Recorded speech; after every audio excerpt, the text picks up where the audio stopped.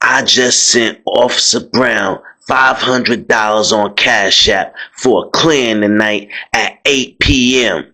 Don't tell nobody. What up, what up, what up? We are back. Who am I? Jersey Street Corner, and this is the Prison Talk Show, people. So let's get into it. Alright, now, this story is going to be about a guy named Tony, a well-known Crip. They call him Tony the Tiger. And I know y'all probably thinking, how bad could he have been? He named after a damn cereal mascot. Well, Tony the Tiger referred to the fact that he will slash you across your face so quick with the speed of a tiger. Had nothing to do with the cereal at all. It didn't matter, where Tony went in the prison. He was always managed to have a blade or a poker. And he'll tell you, hey, I'd rather get caught with it than without it.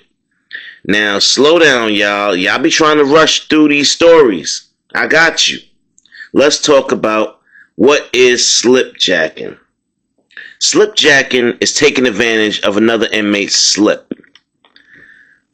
What is okay?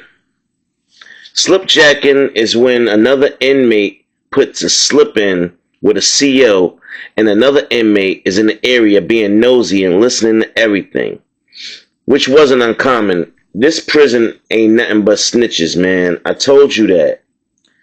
It be a fiend over there on the side, that you ain't paying no attention to. He be the one to come back and sell that info to the highest bidder. Once someone got all the details, they could commit a prison crime or execute prison justice in the pod, because you know exactly when the pod won't be watched, thanks to whoever put the slip in. And slipjacking is accepted as long as you don't go out your way letting everybody know you ain't had to pay a CO. Now, Tony had a problem with a GD named Crank. He always playing games with Tony like he ain't have a rep, calling him a B word and everything else in front of people, and trying to, downplay his gangster. Tony gangster, he a killer, but he also got short time. Normally, when your time's short, you just pay someone else to handle your beef. But Tony a tiger, and he get it in blood. He ain't going out like no sucker. Now, knowing what's going on in your pod is very, very important. Why? It could save your life. Or in Tony's instance, well, y'all just gonna have to listen and find out. Because the slipjacking is at an all-time high. Now, a BD named Cage had a big issue with the MS-13 gang. One of their leaders disrespected him. Now, Cage don't speak Spanish, but he caught them staring at him and talking shit in the mess hall. And y'all know how when someone's speaking Spanish, it tends to get a little louder than us having a conversation in English. But that's just how you pronounce the words in the language. Truth be told, they might not even have been talking shit, but who knows? But Cage wasn't having it. And he had a cash app full of bread just for shit like this. Cage sent Officer Brown $500 and told him he needed to get someone out the pod tonight. CO Brown responded with a thumbs up and said, be ready by 8 p.m. Now, if Cage would have kept that info to himself, nobody would ever known. But when you put a slip in, you gotta let your homies know so they don't get jammed up by mistake. Because if you seen at the area or time something go down, you could get lumped into the issue like you was involved. I told y'all, walls are paper thin in the prison. There are no secrets. Your next door neighbors will hear every conversation you have if you talk too loud. So, Cage in his cell telling his bunkie and another homie to stay clear of the bathroom around 8:30. Cause he gonna ask the MS-13 dude for a quick fade, but he not planning on fighting him. He planning on poking him up. The cell next to Cage had two customers Tony regularly serves in the prison. And they knew info like this could get them at least a bag to split. They could get skied up. So they hauled ass to Tony's cell ASAP and spilled the beans. Tony pays him and tells him, don't tell nobody else, because too much action on one slip could get everyone in trouble. Now, Tony ain't want no fade and no words. He all about that action. He ain't running, he ain't hiding. He knows a clearance and he gonna use it. Tony gonna poke Cage up right in front of his people and dare him to jump. And he doing all this without his gang, y'all.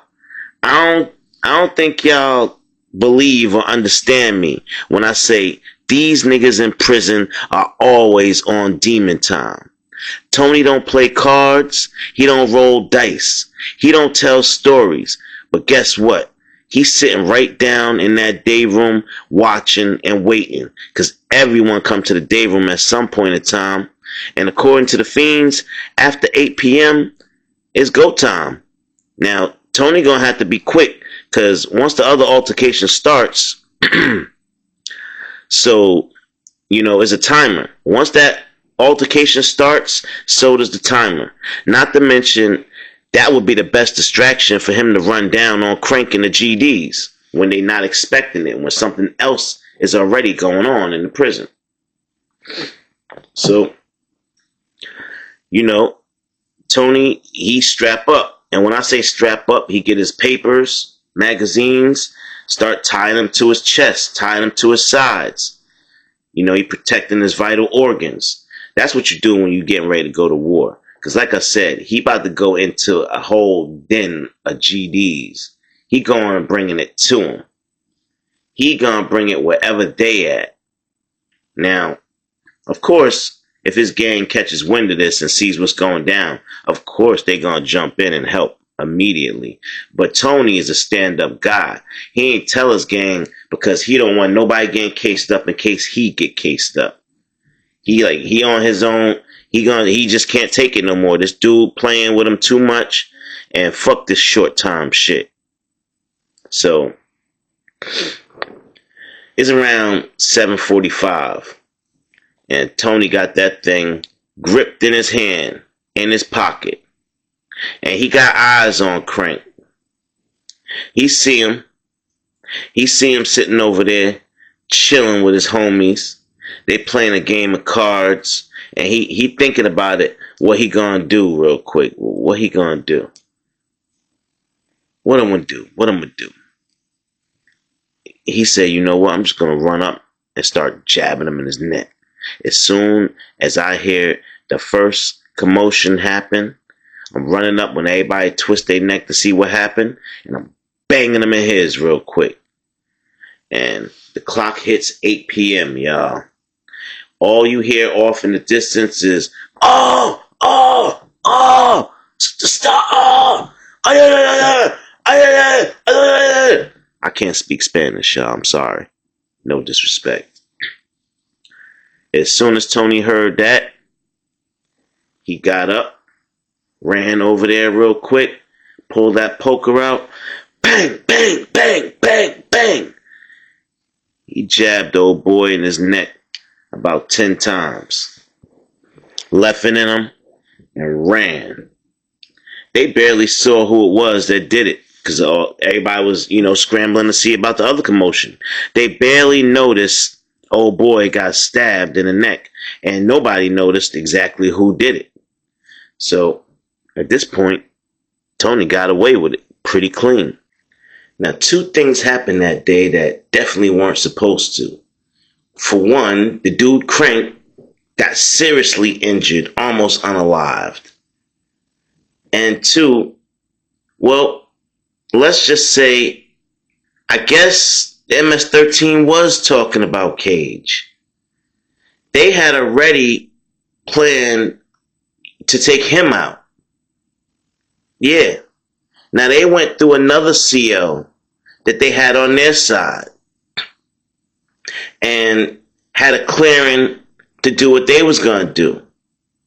So without communication, CO Brown and CO Hernandez both were on shift and both just happened to be on break at 8 p.m.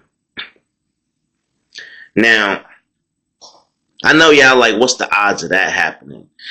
Yeah, when there's no communication and you got multiple gangs running different uh, business transactions, let's call them, in the prison, this could definitely happen. So they weren't alone. You know, Cage came by himself, but the MS-13, they was all together, strapped up with bangers. And yeah, he got to one of them. He got to poking one of them. That was the bait. They even let one of their own go out as bait. And by the time he got to poking him maybe 3 times in the side, he was surrounded by MS-13.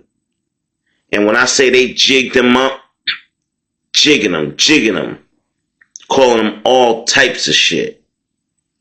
And all I remember was Bendejo Moreno, as they stomping the hell out of him and stabbing him all in his legs, his neck, his head, his arms. They just hitting him up, y'all, like a video game or something. And I'm just like, dang, prison is not a real place. You are just not safe in prison at all, at any time. Anything could go down. And, well, I guess you could say 2 people ended up losing their lives and getting unalived. Tony, he was cool. He got away. Nobody even knew what it was. But Cage didn't make it. MS-13 did him dirty. And, his gang, they couldn't do nothing about it. They could try, but MS-13, they was a little bigger than them. So the BDs wasn't going to have a chance. And it would have just ended up being a huge race riot war. And sometimes, these officers need to think before they make decisions that they know could possibly put somebody in mortal danger. But for a few dollars, they just turn their back and act like they ain't see or hear nothing. It's an ongoing epidemic in the prison system. Somebody need to do something about it. Because the more officers there are in the system like that, the more inmates get unalived every year. Now, I don't know if C.O. Brown went on lunch a little earlier than C.O. Hernandez, but he came back a little earlier than everybody expected. He came walking back in the pod around 8:20-ish, something like that. And as soon as he walked in, he saw old boy sitting in the chair all poked up. Done. Just needing, halfway breathing, needing medical attention. So immediately he gets on the radio, calls a code, calls for medical. He did not expect this guy to be here needing medical attention. He wasn't part of the deal. So right away, he knows something ain't right. Then he keeps going down around to the other side by the bathroom, and sure enough, he walks in while the MS-13 are still stomping and stabbing Cage. He gets on the radio again. Request immediate backup, Shut the prison down. We have a war. Now, he sees that's Cage lying there on the floor. You would think that C.O. Brown would run over there and defuse that situation. But nah, that's not what C.O. Brown did. C.O. Brown ran back out of there, ran up to Cage's cell, and flipped his cell until he found his cell phone so he could take it and destroy it. So there would be no evidence of him sending Cash App. He wasn't fitting to lose his job, people. He went back down there and got them up off of him. Hey. Come on now. Go to your cell. Lock down. And He ain't do nothing to the MS-13. He wasn't gonna get in the middle of their beef. Whatever it was, it was. And he didn't think Cage was gonna survive that anyway, which he didn't. By the time the medical team got there to put him on the gurney and whatnot, they pretty much pronounced him done, unalive. 8:42 p.m. And Hernandez, he came strolling back a little after 8:30. Maybe he gave them a little extra time because he know how they get down. And he's looked at C.O. Brown, like, what happened? And C.O. Brown, like, I don't know, you tell me. And they just looking at each other. He like, look, we're going to have to explain this because neither one of us was here. So, because they're not supposed to go on lunch at the same time. And now 2 people are unalived on their shift. A double shift and nobody saw nothing. Yeah, somebody going to have to explain something. So, they both come up with a story. And, just say the 2 people that got unalived stole some merchandise from somebody. And they have yet to find out who that somebody is. They're actively looking. They're searching. That's what they're going to tell them. They got it under control. And, that's going to fly. That's all the nonsense they have to say to push something under the rug. That's just how it is. In prison, all real rules do not apply. Anything you think sensible is not sensible in prison. Everything is backwards, upside down. So if you ever catch yourself in prison and you don't know what to do, just back up to a wall. That's the first thing you do. Back up to a wall. Now, eventually, everybody heard about both of the slips being put in, which ultimately led to the BDs and MS-13 getting into a huge brawl, which ultimately led to us getting locked down for a very long time. And, nobody got unalive. A lot of people got hurt. Went to the prison hospital. A lot of stitches. But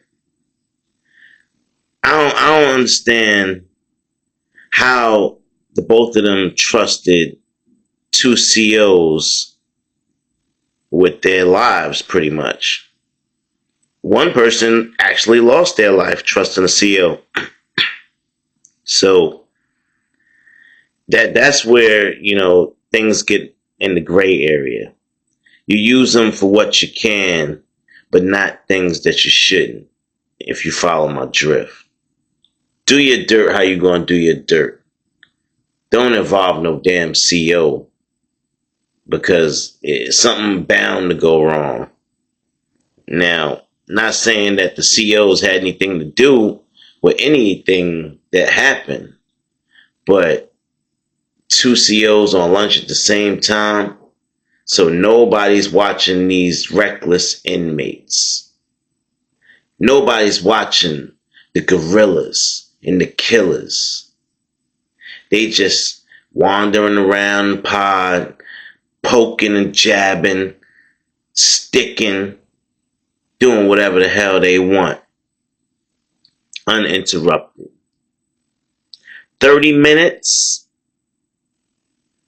is like 2 hours in prison. Because in that 30 minutes, so many incidents could happen, it's not funny. They only take 5 minutes. Pow, pow, pow, pow. And you done. You leaking from multiple places. So, I might joke a lot. I might, give y'all these stories in an understandable way that you could get it. But prison ain't no joke. Prison is not a game. And when I say it's not a real place, oh, it's a real place in hell that I wouldn't wish on my enemies. Stay out of prison, y'all. Stay away from the demons. Alright, y'all, listen. That's going to be it for this story. I hope you liked it. Like, share, subscribe. Share this video. And hit that hype button if you see it. Alright, y'all. This is the Jersey Street Corner Prison Talk Show. I am your boy, JS Corner. And I'm out.